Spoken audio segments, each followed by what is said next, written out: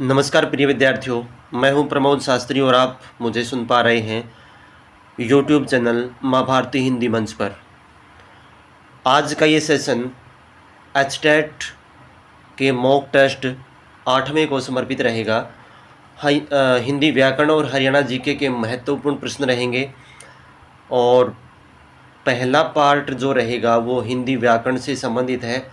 अच्छे लेवल के प्रश्न रहेंगे सभी। तो आइए, पहले हिंदी व्याकरण से प्रश्न है। क्या पूछा गया कि किस विकल्प में अशुद्ध शब्द है? क्षुधित, दूष्यंत, नैसर्गिक, तंत्रिक। तो देखिए, यहाँ पे अशुद्ध पूछा है इसने, तो इसमें अशुद्ध कौन सा हो जाएगा? तंत्रिक हो जाएगा, क्योंकि इक प्रत्यय, इक नहीं कोई भी प्रत्यय जुड़ने के बाद या तो वो दीर्घ हो जाएगा या फिर उसमें वृद्धि हो जाएगी। तो ये इसमें क्या बनेगा? इसका बन जाएगा दीर्घ। तंत्रिक है तो यहाँ पे इक प्रत्यय इसमें जुड़ा हुआ है, तो ये बन जाएगा तांत्रिक। तांत्रिक बनेगा ये, ठीक है। तो अशुद्ध शब्द यही है। बाकी और क्षुधित, दूषंत और नैसर्गिक ये सभी सही हैं एकदम। आइए, अगला प्रश्न क्या पूछा इसने, देखते हैं। कौन से वाक्य में अधिकरण कारक के परसर्ग पर का प्रयोग नहीं है? परसर्ग का मतलब होता है चिन्ह। तो वह अपने पुरखों की चाल पर चलता है, बात पर बात तो निकलती ही है, ये भी सही है। तुम्हारे कौन से सुरखाब के पर लगे हैं, ये यहाँ पे समस्या आ गई। ये पर, सुरखाब क्या होता है? सुरखाब एक पक्षी होता है और पर का मतलब यहाँ अधिकरण कारक का चिन्ह नहीं है, बल्कि पर का मतलब यहाँ पंख है, ठीक है ना। तो ये कहना चाह रहा है कि तुम्हारे कौन से जो ना सुरखाब के जो पंख लग गए हैं, इतनी उड़ान भर रहे हो। गाड़ी 9:45 पर आती है, ये भी सही है। तो ऑप्शन नंबर 3 हो जाएगा, यहाँ पे इसका प्रयोग नहीं हुआ है। अपने साथियों को शेयर कर देना क्लास को। आगे देखिए, कर्ता के ने परसर्ग के अनुपयुक्त प्रयोग वाला वाक्य है। लड़के ने चिट्ठी लिखी, अनुपयुक्त पूछा है जो उचित नहीं है, सही है ये। राम ने छींका, सही है। मैंने नौकर को बुलाया, उसने यही बात करनी थी, ठीक है। अब यहाँ देखिए, उसने यही बात करनी थी, ये यहाँ पे गलत हो जाएगा, ठीक है ना। ये यहाँ पे होता उससे यही बात करनी थी, तो ऑप्शन नंबर कौन सा हो जाएगा? 4 हो जाएगा। यहाँ पे कर्ता कारक का प्रयोग नहीं हुआ है। आगे देखिए, शुद्ध शब्द कौन सा है? द्रवीभूत, दूतावास, दुराग्रह और द्रव्यमान। शुद्ध शब्द पूछा है तो ऑप्शन नंबर 1 सही हो जाएगा इसका, द्रवीभूत। दूतावास में मात्रा बड़ी हो जाएगी, द को। दुराग्रह में ये री की मात्रा नहीं बल्कि रे की हो जाएगी। और ये द्रव्यमान है, यहाँ पे भी रे ये हो जाएगा, ठीक है। ये इस प्रकार से सही बनेंगे। बाकी शुद्ध जो शब्द है वो पहला है, द्रवीभूत। आगे चलिए, हरियाणा जीके का भी पार्ट रहेगा। अच्छे प्रश्नों की श्रृंखला आपके लिए लेकर आया हूँ, बस आखिर तक बने रहिए। निम्नलिखित शब्दों में स्त्रीलिंग शब्द कौन सा है? पक्षी, पैसा, सेब, खड़ाऊ। तो यहाँ पे कौन सा है? खड़ाऊ हो जाएगा, ठीक है ना। खड़ाऊ ये स्त्रीलिंग शब्द है। खड़ाऊ लकड़ी, काष्ठ से बनती हैं, लकड़ी से बनती हैं, न कि बनता है, ठीक है ना। खड़ाऊ, पक्षी, पैसा और सेब ये तीनों पुल्लिंग रहेंगे। जो खड़ाऊ जो शब्द है वो स्त्रीलिंग हो जाएगा। बहुधा एक वचन में प्रयुक्त होने वाला शब्द कौन सा है? तेल, आप, शब, अनेक। तो जो शब्द तेल है वो एक वचन में प्रयुक्त होता है। आप हम वैसे तो किसी एक के लिए भी कर सकते हैं, लेकिन लगभग किसके लिए होता है? बहुवचन के लिए आता है।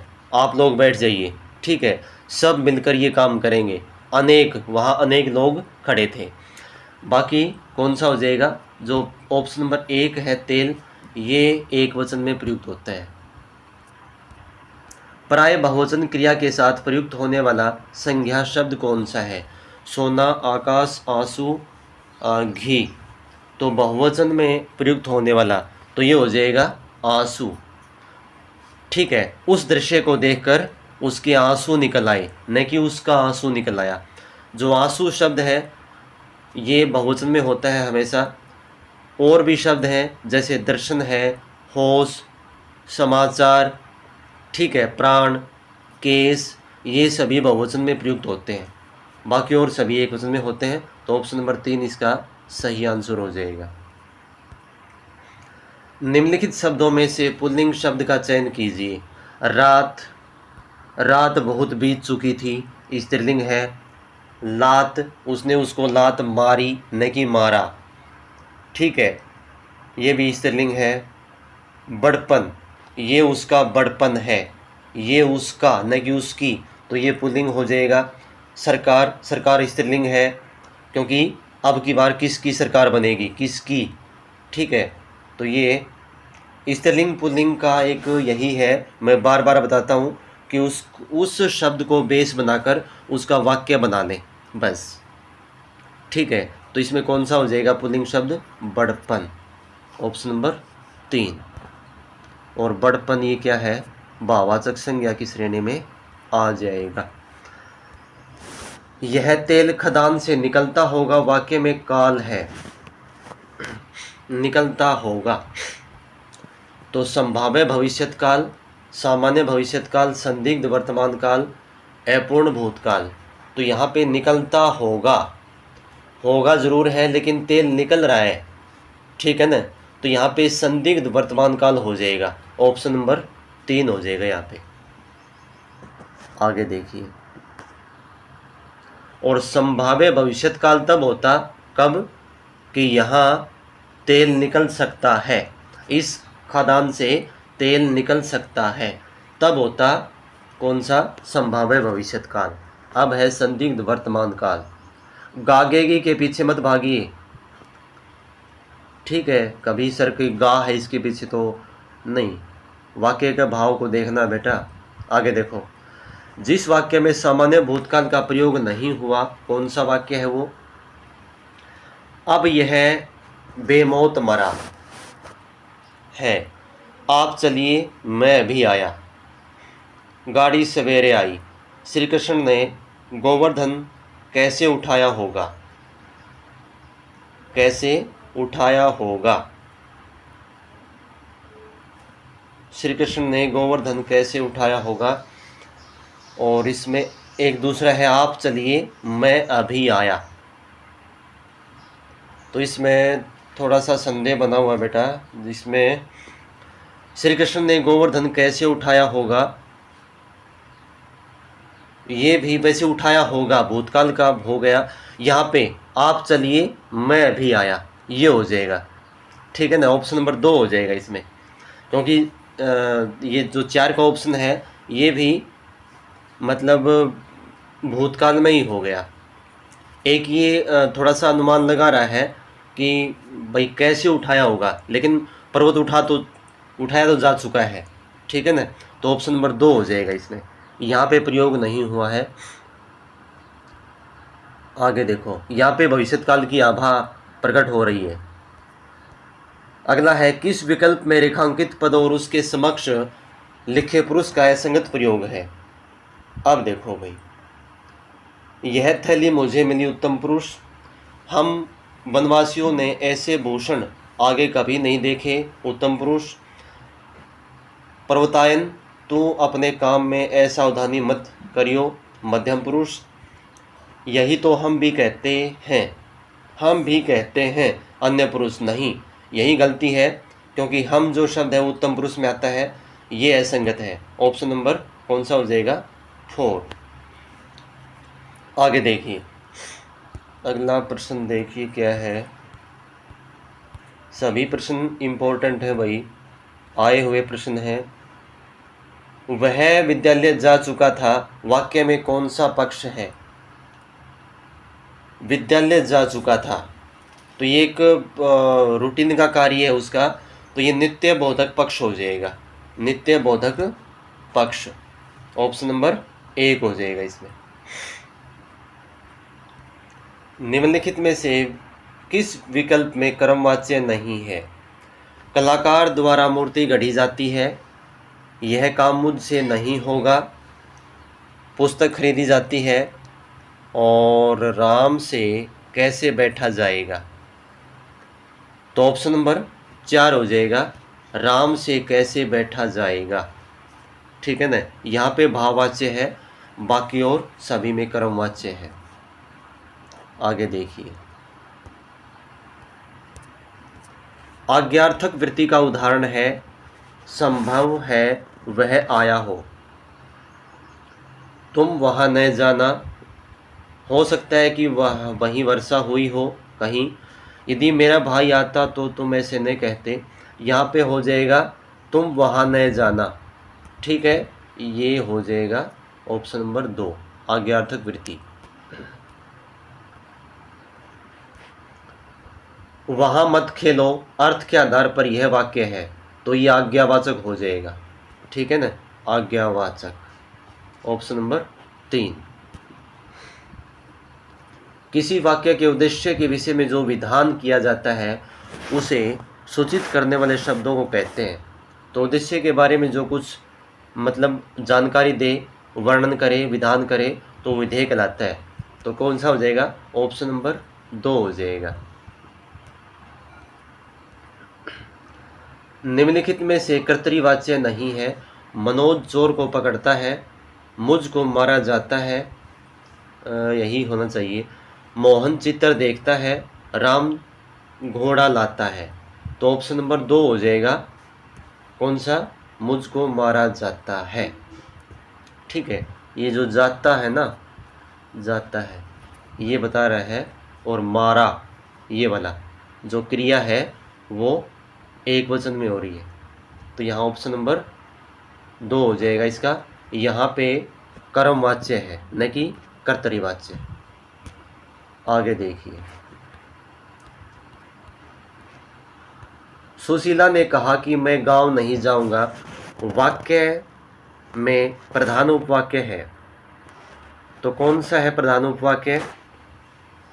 तो मैं गांव नहीं जाऊंगा। ठीक है, ऑप्शन नंबर 3 हो जाएगा।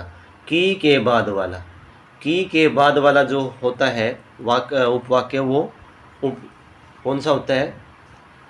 नहीं, पर उपवाक्य में प्रधान उपवाक्य कौन सा है? सॉरी, यहाँ पे पूछ रखा है भाई प्रधान, तो प्रधान उपवाक्य हो जाएगा सुशीला ने कहा, सुशीला ने कहा, ये हो जाएगा प्रधान उपवाक्य।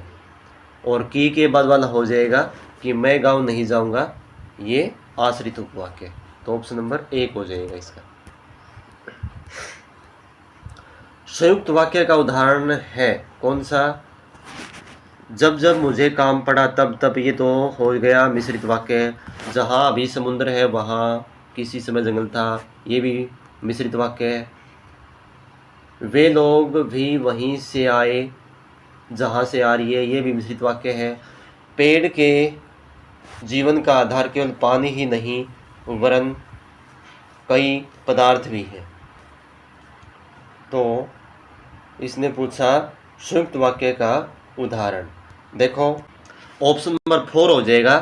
ठीक है ना, कौन सा? ये जो वरन है ना, वरन, बल्कि, किंतु, परंतु, ये सभी योजक चिन्ह है, समुच्चय बोधक चिन्ह है। यही दर्शा रहा है कि ये क्या है? संयुक्त वाक्य का उदाहरण है। तो ऑप्शन नंबर 4 हो जाएगा इसका आंसर। आगे देखिए, अगला जो प्रश्न हमारे सामने, निम्नलिखित में से मिश्रित वाक्य का उदाहरण नहीं है। मैं तुम्हें वहाँ भेजूंगा जहाँ श्याम गया, ये तो है मिश्रित वाक्य। वहाँ ऐसे कई लोग हैं जो दूसरों की चिंता नहीं करते, ये भी है मिश्रित वाक्य। विद्या से ज्ञान बढ़ता है और विचार शक्ति प्राप्त होती है, ये नहीं है, ये हो जाएगा संयुक्त वाक्य। ठीक है, तो ऑप्शन नंबर 3 जो है वो मिश्रित वाक्य नहीं है। चौथा भी कौन सा है, मिश्रित वाक्य ही है, जब अंधेरा हुआ तब, जब तब यदि तो, ये सारे किस में आ जाएंगे, मिश्रित वाक्य में। ऑप्शन नंबर 3 इसका सही आंसर है। ये कौन सा हो जाएगा आपका, संयुक्त वाक्य।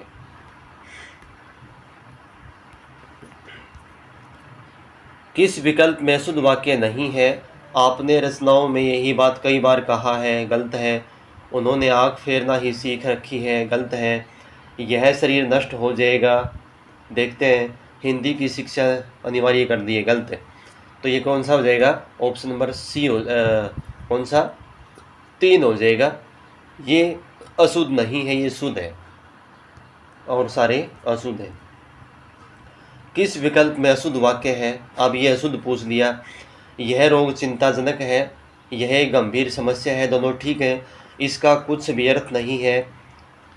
किसी आगामी घटना की कल्पना मेरे मन में न थी, ये भी ठीक है। ऑप्शन नंबर 3 हो जाएगा।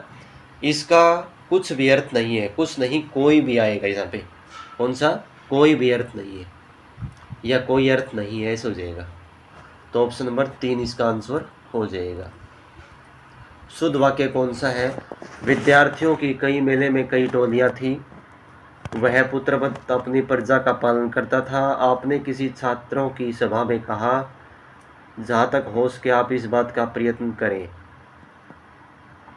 तो इसमें शुद्ध वाक्य कौन सा हो जाएगा, वह पुत्रवत अपनी प्रजा का पालन करता था, ये हो जाएगा। ऑप्शन नंबर 2 सही आंसर हो जाएगा इसका। ठीक है, आगे देखिए। अगला प्रश्न देखिए भाई, क्या है। किस विकल्प में अशुद्ध वाक्य नहीं है, मैं वहाँ कई बार जा आया हूँ, वह आगे बढ़ सकने का प्रयत्न करता है, यह रुपया नहीं पा पाया, और मैं उसे सब कुछ समझा दूंगा। तो इसमें देखिए कौन सा है, ऑप्शन नंबर पहला हो जाएगा यहाँ पे, कौन सा, ये वाला, मैं वहाँ कई बार जा आया हूँ। इसमें दूसरे में गलती क्या है कि वह आगे बढ़ सकने का प्रयत्न करता है, वह आगे बढ़ सकने का नहीं, बढ़ने का। सकने और प्रयत्न साथ नहीं आएंगे। यह रुपया नहीं पा पाया, ठीक है ना, इसमें तो इसका कोई औचित्य नहीं है। मैं उसे सब कुछ समझा दूंगा, सब और कुछ के बीच में ये जो योजक है ये नहीं आएगा, ठीक है। तो ऑप्शन नंबर 1 हो जाएगा इसका सही आंसर। किस किस विकल्प में अशुद्ध वाक्य है, देश के प्रति प्रेम न होने से टुकड़ों में बंट जाएगा। आगे देखिए, में अशुद्ध वाक्य है, गाड़ी के नीचे दबने से लड़की की मृत्यु हो गई, सही है।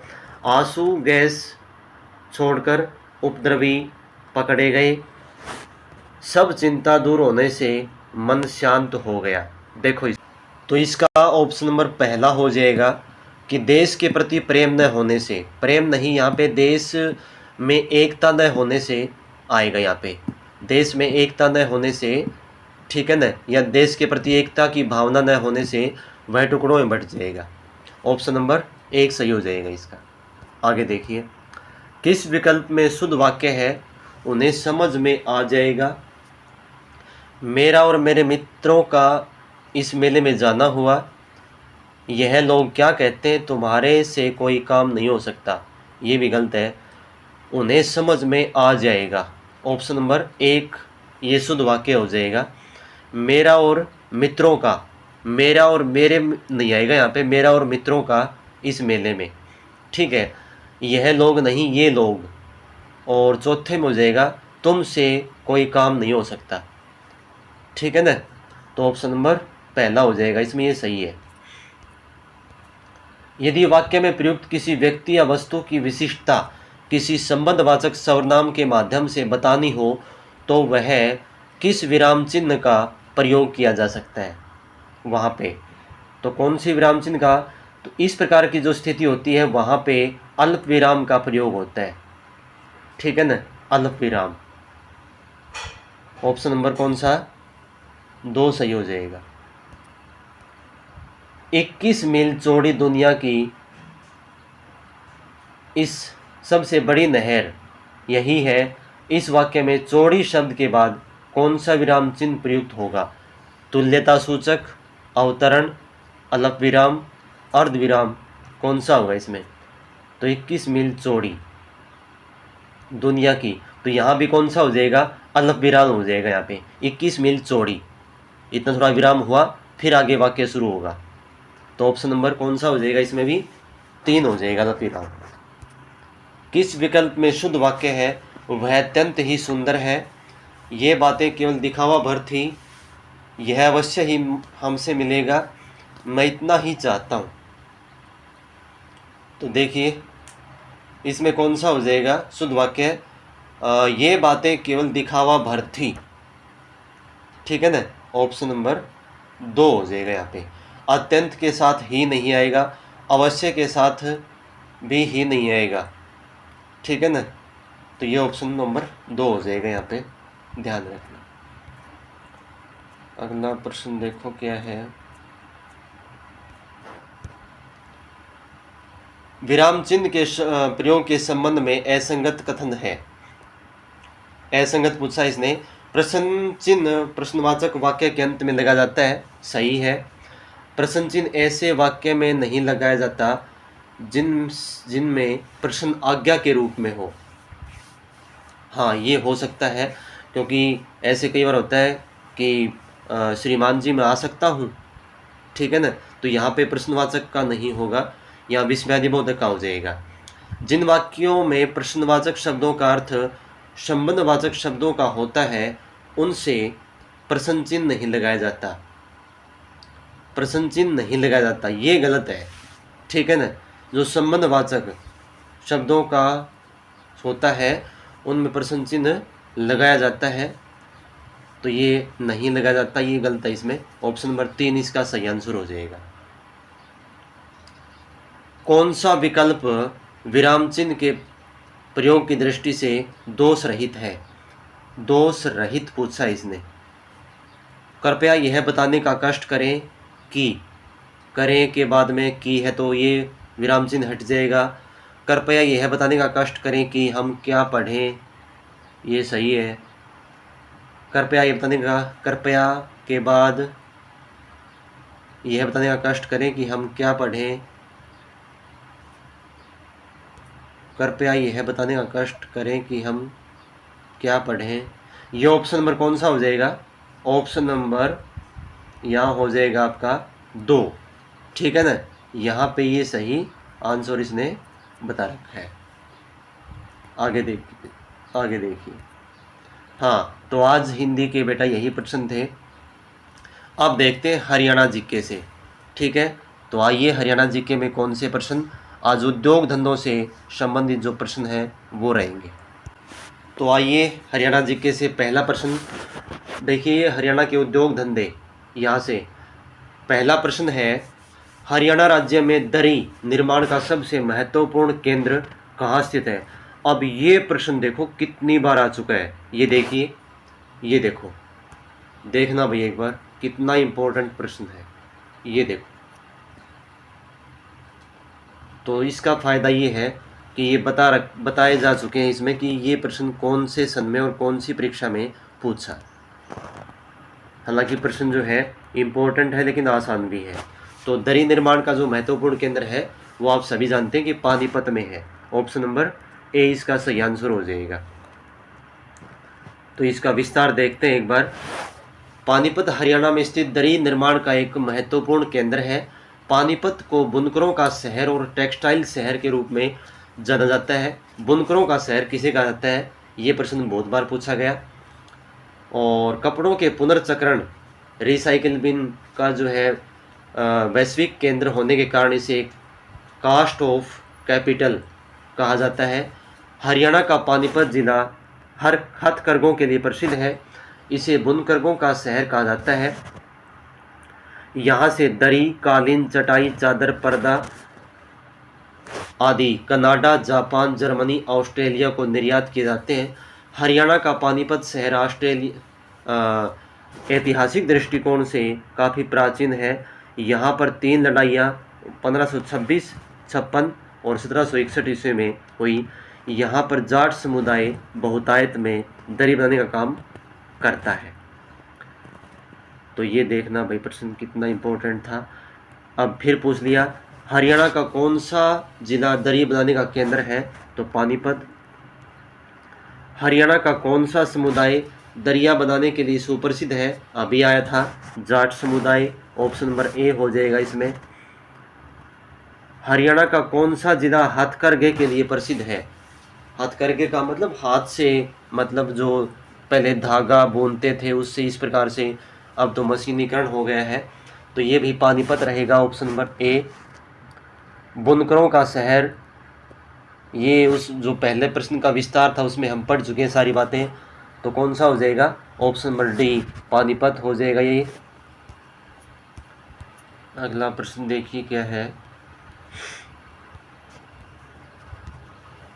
प्रोसेस ग्रेसी Bhiwani textile limited was extra hill known as.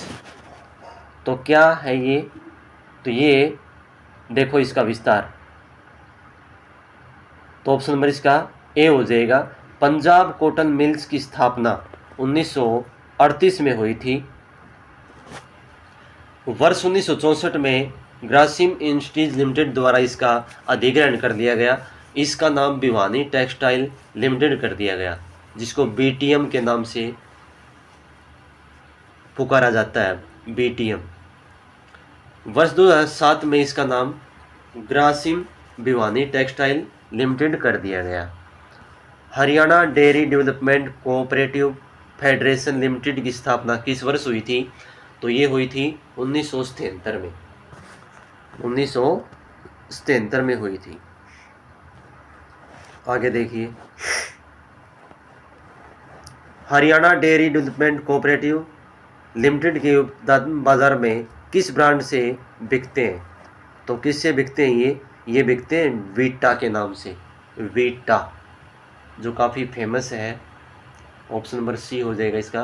Pandu Pindara पवित्र स्थान किस नगर के समीप स्थित है? तो पांडु पिंडारा ये जींद में ही मान के चलो, ऑप्शन नंबर सी हो जाएगा। इसका विस्तार देखिए थोड़ा सा। पांडु पिंडारा नामक पवित्र स्थान जींद नगर के समीप स्थित है। यह एक पौराणिक कथा के अनुसार पांडवों ने यहाँ पर अपने पितरों को पिंडदान किया था और इसलिए इसका नाम पांडु पिंडारा पड़ा। ठीक है। सोमवती अमावस्या को यहाँ मेले का आयोजन किया जाता है। हरियाणा के किस जिले में रेलवे का वर्कशॉप है? तो ये है आपका यमुनानगर में, ऑप्शन नंबर डी हो जाएगा, जिसकी स्थापना 1952 ईस्वी में की गई थी। और ये कहता है लास्ट लाइन में कि जहाँ शताब्दी एक्सप्रेस की मरम्मत का कार्य यहीं किया जाता है। अगला प्रश्न देखिए, हरियाणा में बलारपुर पेपर मिल कहाँ स्थित है? तो ये भी यमुनानगर में ही है, ऑप्शन नंबर बी सही हो जाएगा इसका। हरियाणा में पीतल नगरी कौन सी है? बहुत बार प्रश्न पूछा गया है। तो पीतल नगरी, पीतल की बहुतायत जो है वो रेवाड़ी में है, तो पीतल नगरी रेवाड़ी को ही कहा जाता है, ऑप्शन नंबर सी। गुड़गांव में भारत की एक प्रमुख ऑनलाइन ट्रैवल पोर्टल कंपनियों में से एक का मुख्यालय स्थित है। उस कंपनी का नाम क्या है? तो उस कंपनी का नाम है मेक माई ट्रिप, मेक माई ट्रिप, ऑप्शन नंबर सी। इसका थोड़ा विस्तार देखिए। मेक माई ट्रिप एक भारतीय ऑनलाइन ट्रैवल कंपनी है जिसकी स्थापना वर्ष 2000 में हुई थी। इसका मुख्यालय कहाँ है? गुरुग्राम में। देश का पहला रबड़ कृत्रिम संयंत्र कहाँ स्थापित किया गया था? तो ये किया गया था पानीपत में, ऑप्शन नंबर बी। अगला देखो, हरियाणा का कौन सा जिला कागज और प्लाईवुड उद्योग के लिए प्रसिद्ध है? तो ये है यमुनानगर, ऑप्शन नंबर डी। आगे देखिए, सरस्वती शुगर मिल भी यहाँ पे यमुनानगर में है, जो कि हरियाणा की सबसे पुरानी है। नया प्लास्टिक पार्क हरियाणा के किस जिले में स्थापित किया जाएगा? तो ये किया जाएगा पानीपत में 1500 करोड़ की लागत से। Option number B. Hero motorcycle का निर्माण निम्नलिखित में किस स्थान पर होता है? तो ये होता है आपका धारूहेड़ा में, जो कि जिला रेवाड़ी में है। ऑप्शन नंबर ए हो जाएगा इसका। हरियाणा में हीरो होंडा मोटरसाइकिल बनाने का कारखाना किस जिले में है? तो ये वही आया था, वही है रेवाड़ी में। कुंडली गांव सबसे महत्वपूर्ण औद्योगिक क्षेत्रों में से एक है, हरियाणा के किस जिले में है? तो कुंडली जो है वो सोनीपत में है। Option number D. इसका विस्तार देखिए। कुंडली गांव हरियाणा के सोनीपत में स्थित है। यहाँ राष्ट्रीय खाद्य प्रौद्योगिकी उद्यमिता और प्रबंधन संस्थान NIFTEM स्थित है। यह संस्थान 100 एकड़ क्षेत्र में फैला है। निफ्टेम का मुख्य खाद्य उद्देश्य खाद्य प्रौद्योगिकी और प्रबंधन में विश्व स्तरीय शिक्षा केंद्र बनाना है। निम्नलिखित में से किस स्थान पे होंडा मोटरसाइकिल का निर्माण होता है? अभी आया था वो, तो ये धारूहेड़ा में भी, और जो आपका मानेसर गुड़गांव है वहाँ भी। तो इसका हो जाएगा मानेसर। गुरुग्राम में सबसे प्राचीन उद्योगों में किसका निर्माण हुआ? तो ये हुआ था सबसे पहले कार, ठीक है ना, कार का, जो कि मारुति सुजुकी के नाम से प्रसिद्ध है। इसकी स्थापना 1982 में की गई थी, ठीक है ना। ऑप्शन नंबर ए हो जाएगा इसका। पानीपत के बाहोली में कौन सा कारखाना लगा है? तो ये तेल शोधक कारखाना लगा है यहाँ पे बाहोली में। अगला प्रश्न देखो क्या है। पानीपत के बाहोली में कौन सा कारखाना तेल शोधक, ये वही आ गया प्रश्न। पानीपत के बाहोली में कौन सा कारखाना लगा है? देखो कितनी बार पूछा गया ये प्रश्न। पानीपत जिले के बाहोली क्षेत्र में कौन सा कारखाना स्थापित किया गया? देखो कितनी बार प्रश्न पूछा गया है ये। तो ये तेल शोधक कारखाना। वैज्ञानिक उपकरणों के लिए निर्माण के प्रसिद्ध नगर कौन सा है? तो ये है अम्बाला। अम्बाला को मिक्सी सिटी, विज्ञान नगरी और वायुसेना केंद्र भी यहाँ पे स्थित है, ये कहा जाता है। निम्नलिखित में से कौन सा स्थान वैज्ञानिक और सर्जिकल उपकरण का सबसे बड़ा उत्पादक है, जिस वजह से वह विज्ञान शहर कहलाता है? तो ये अम्बाला। खालिस्तान हरियाणा में वैज्ञानिक उपकरण का सबसे बड़ा निर्माता है, तो क्या है ये? तो ये अम्बाला। ऑप्शन नंबर बी हो जाएगा। आगे देखो।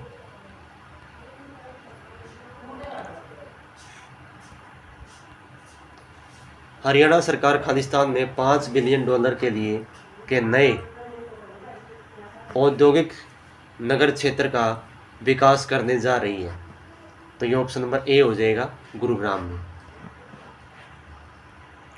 पश्चिमी यमुना नहर किस स्थान से यमुना नदी से निकाली गई?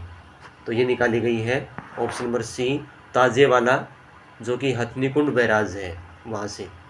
Option number C. इसका विस्तार देखिए एक बार। पश्चिमी यमुना नहर यमुना नदी से निकाली गई एक नहर है। इसका निर्माण 1335 ईस्वी में फिरोज शाह तुगलक द्वारा करवाया गया था। यह नहर ताजेवाला हथनीकुंड बैराज से निकाली गई। औद्योगिक क्षेत्र उद्योग विहार किस नगर में है? तो ये है आपका गुरुग्राम में। ऑप्शन नंबर बी सही हो जाएगा। खालिस्तान पारंपरिक धातु कर्म विशेषकर कांसे के बर्तन के लिए प्रसिद्ध है। तो ये फिर वही प्रश्न रेवाड़ी वाला, ये पितल नगरी से संबंधित है ये भी।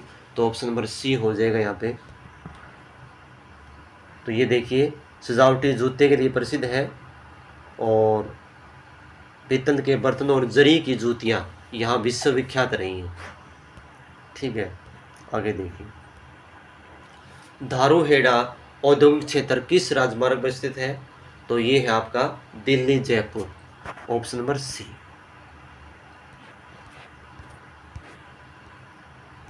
कुरुक्षेत्र जिले में चीनी मिल किस स्थान पर है? तो ये है आपका शाहबाद में, ऑप्शन नंबर 1 हो जाएगा इसका सही, जिसकी स्थापना 1984-85 में हुई थी। कुरुक्षेत्र के किस स्थान में शक्कर के मेले हैं? तो ये ऑप्शन नंबर बी हो जाएगा, वही शाहबाद। कुरुक्षेत्र जिले की शाहबाद सरकारी सहकारी चीनी मिल की स्थापना कब हुई थी? तो ये अभी बताया था 1984-85 ईस्वी में। ये फिर वही प्रश्न पूछ दिया।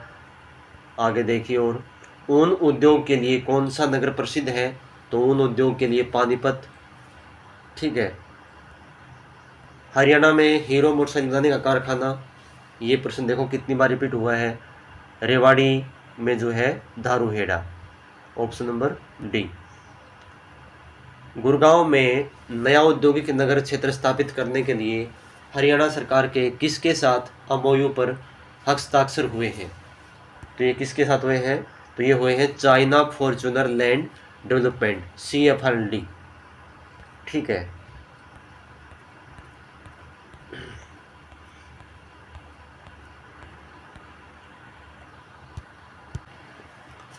एशिया का सबसे बड़ा थोक कपड़ा बाजार जिसे सोरी बाजार के नाम से जानते हैं, वो खालिस्तान में है। तो ये रोहतक में है। 1951 में राज्य के रोहतक शहर में स्थापित सोरी मार्केट जो है एशिया का सबसे बड़ा थोक कपड़ा बाजार माना गया है। एशिया का सबसे बड़ा थोक बाजार, वही बात आ गई रोहतक में। रोहतक का सोरी बाजार एशिया का है, ये कपड़ा बाजार। इस प्रश्न को घुमा फिरा के जानिए कितनी बार पूछा गया है। साइबर सिटी हरियाणा के किस जिले में स्थित है? तो ये गुड़गांव में है, जो 2003 के दौरान इसकी स्थापना की गई थी। कौन सा शहर ऑटोमोबाइल के उत्पादन के लिए प्रसिद्ध है? तो ये भी आपका गुरुग्राम, मानेसर और बावल, ऑप्शन नंबर बी हो जाएगा इसका। HSIDC का पूरा नाम क्या है? तो ये ऑप्शन नंबर सी हो जाएगा, Haryana state industrial and infrastructure development corporation limited. ठीक है। तो दोस्तों ये थी आज की क्लास। उम्मीद करता हूँ कि कुछ बेहतर सीखने को मिल रहा होगा। अपने साथियों को शेयर ज़रूर करना। जिस साथी ने चैनल को सब्सक्राइब नहीं किया वो सब्सक्राइब कर ले। मिलते हैं ऐसे ही एक अगली क्लास के लिए जल्द ही। तो आप सभी को धन्यवाद। जय हिंद, जय भारत।